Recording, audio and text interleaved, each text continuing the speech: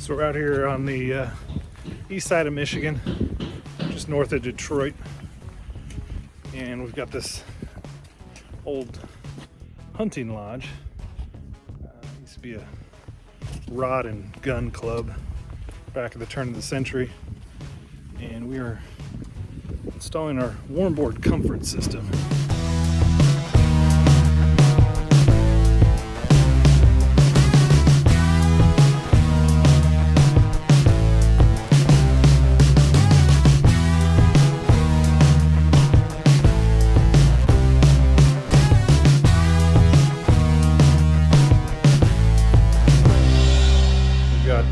Warmboard-R going down. So we started over here in this corner, used our alignment pins, and then we get over here to this spot. You can see the other panel, full turn panel, is tucked up against the wall, and now we have this gap, and so we'll fill this in with pieces of Warmboard-R straight panel